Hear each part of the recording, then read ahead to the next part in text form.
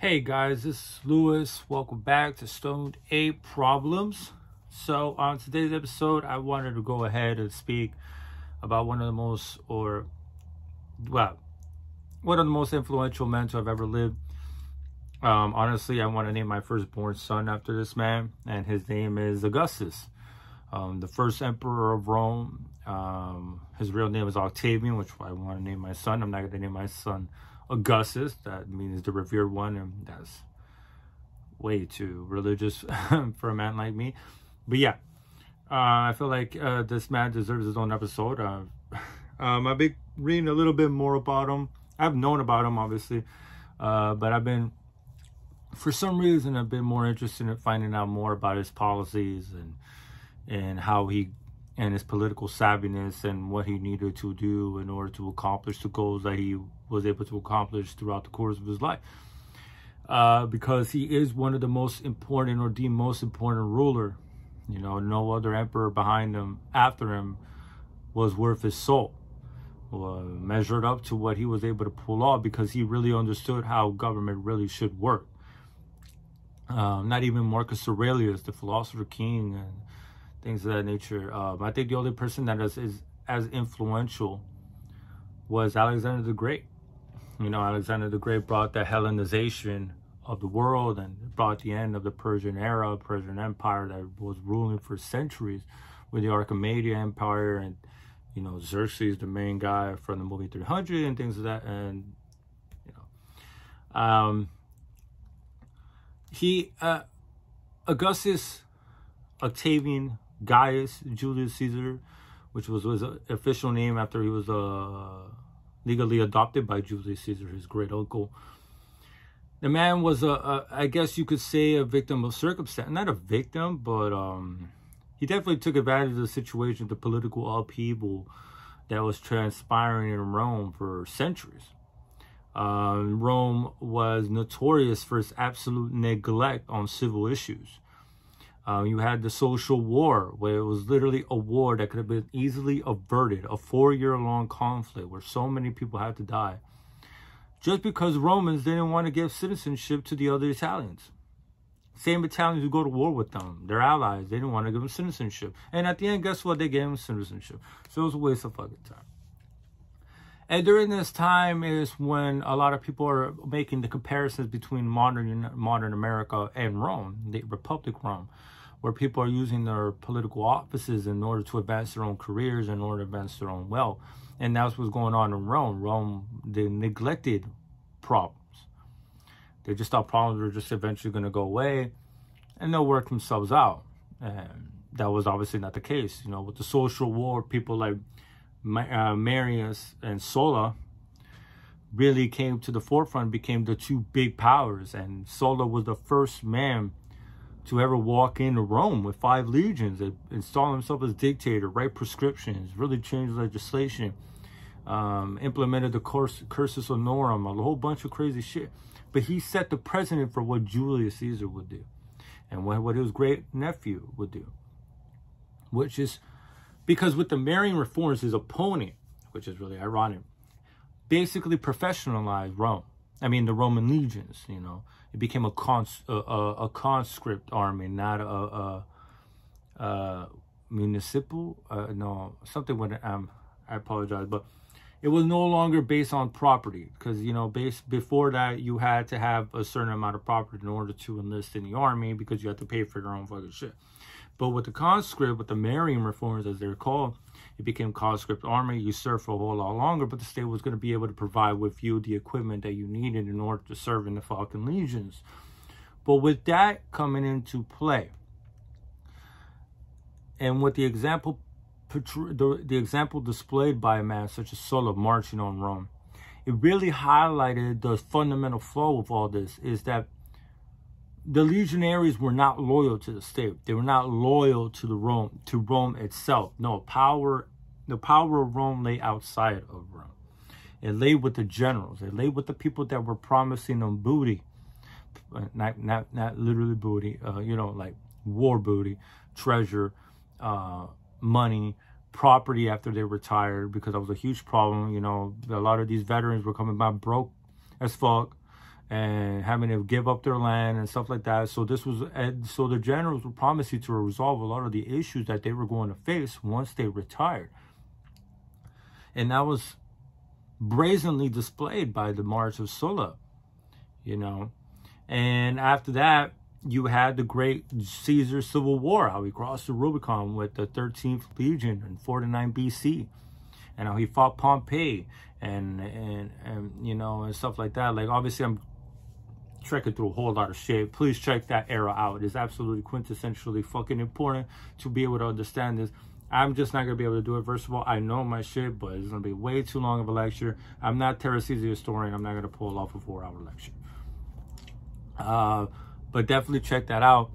Obviously, I'm passing through because we're going to go to the main man. But, you know, there has to be, you know, you have to, I still have to speak about the precedents that were involved or that were required in order for a man such as Octavian to acquire the amount of power that he did. Because desperate times require desperate measures, and how the saying goes that in chaos the best, you know, chaos breeds opportunity, the best opportunity. And it was chaotic. People were dying left and right. Like I said, Caesar came in and became dictator, which the senators did not like. That's why he got killed in 43 BC. And then you had the second triumvirate with Mark Antony, Octavian at 19 years old, holding so much fucking power, holding so many legions that were loyal to Caesar, and now were loyal to him because he had the same last name, and that was his heir. And then when you go through along all this shit, by 19 BC, no, not even 19, even before that, I believe the Battle of Actium was in what, 31 BC? I think so, right? And that's when Mark Antony got absolutely annihilated by Marcus Agrippa. Well, the rest of his legions got annihilated off the coast of Greece because the rest of his other legions were destroyed by Mark Antony's stupid campaign into Portia. They became an unmitigated disaster. He wasn't able to fully recover from that before Octavian took advantage of the situation. And one thing Octavian was really good at, or Augustus, we'll keep going with Augustus. One thing Augustus was really good at was being a great propagandist. And one of the propaganda ploys that he used or he employed in order to really grab a lot of fervor from his legionaries to go ahead and fight against Mark Antony, because Mark Antony was going away, it was deviating away from Roman tradition, Roman law. Romans don't like monarchs. And that's what makes Augustus so fucking amazing. But we'll get to that in a bit. Mark Antony was trying to become a monarch. He was going to give up his role in Rome to be king. He wanted to be king. He wanted to pass it down to his kids, become a dynasty with Cleopatra, have a seat in Egypt and things of that nature. And that's what he was telling to the legionaries. And that's a fucking insult. Like, how dare you give up your Roman self for some peasant shit? Sounds obnoxious and sounds arrogant, but that, you know, it is what it is. You know, you're giving up your native self for something else. You know what I'm saying? It's treachery, it's treason. And after that, Augustus was really the big boy, the big power player. He had all the legions. I think he had 28 fucking legions at the end of that, or even more. That's ridiculous. He held all the power. Like I said before, with Sulla, it really came down to whoever had the loyalty of the legions was going to be the big boy. And that's why a lot of people say that the Roman Empire or the Caesars were nothing more than military dictators. And it's obvious as fuck from hindsight. And once you start reading and once you start looking at the context, you really start realizing that it really is nothing more than a military dictatorship. It's not a dynasty. Vespasian, Trajan, the Severan family, the Severan dynasty came in the 200s. You had so many examples of generals becoming kings, or coming up with a new dynasty. Look at the Flavian dynasty and the you know what I'm saying? Like, it was generals who won. You know, after the assassination of Nero, you had the Year of the Four Emperors. 4 generals vying for power. And that was the ugly secret of Rome. But the reason I wanted to highlight Augustus is because he knew how to keep it under wraps. He knew that if you really don't want to deal with revolts, if you don't want to deal with people wanting to stab you like they did with his uncle, you had to keep it an illusion. And that's one of the highlights. That's I'm like that's something that probably Robert Greene wrote in his book. I forgot. I have the 48 Laws of Power. I forgot. But you have to make it seem like you don't have all the power. You're just a little bit more revered than the other ones. You're just first among equals.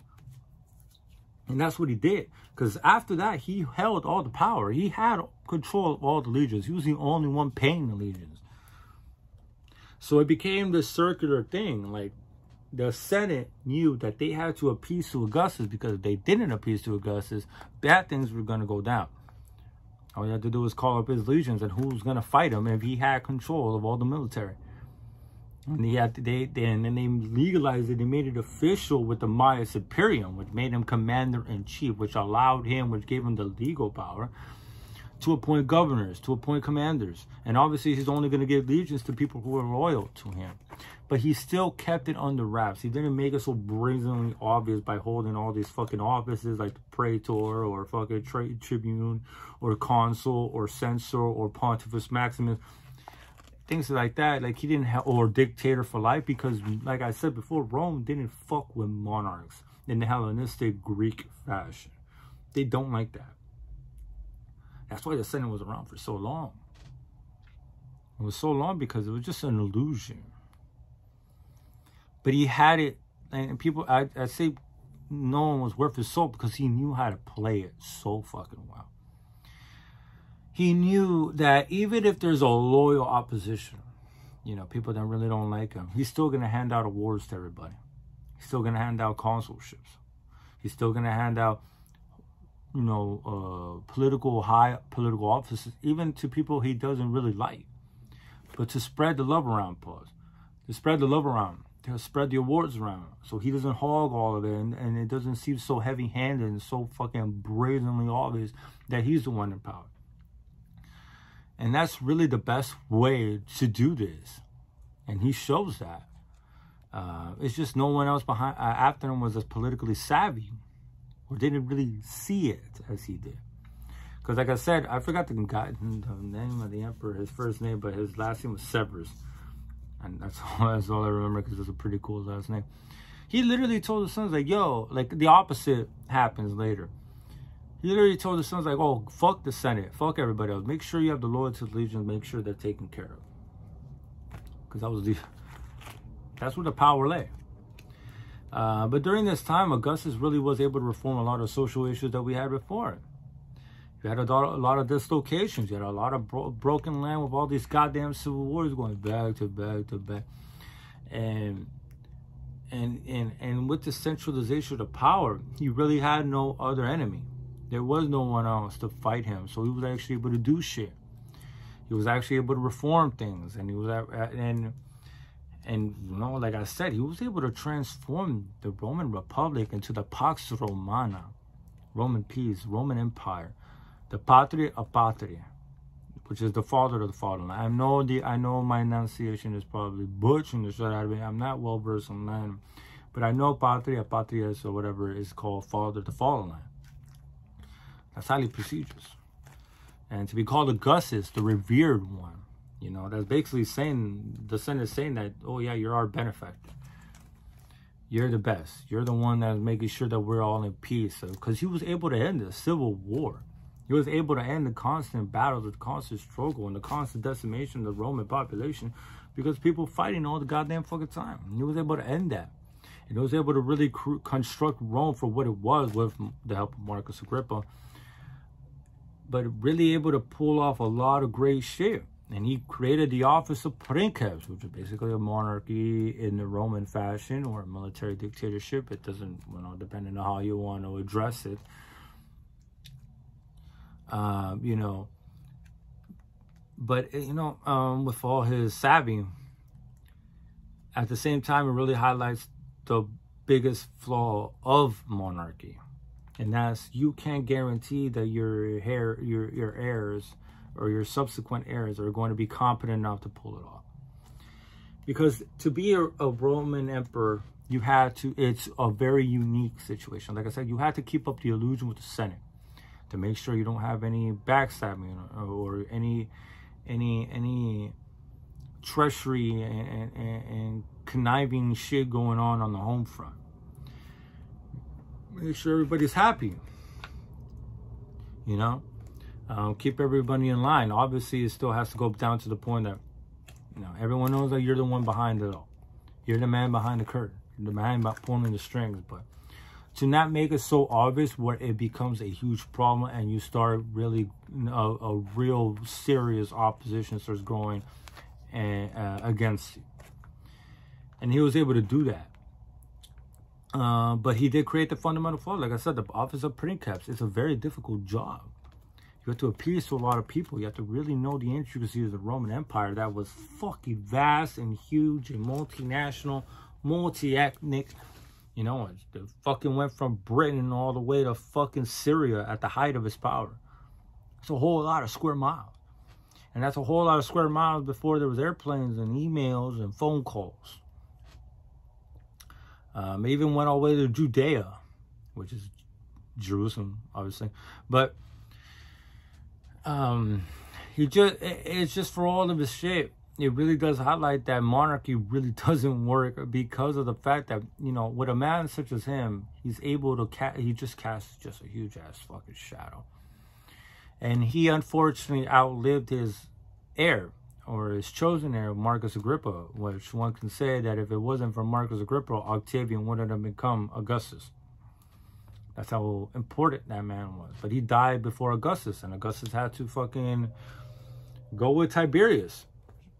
And Tiberius had the skill, and he was a great commander, but he didn't want to be a part of that life. Like, he literally left. He exiled himself for a while there because he wanted nothing to do with the offices. He wanted nothing to do with the responsibilities at all.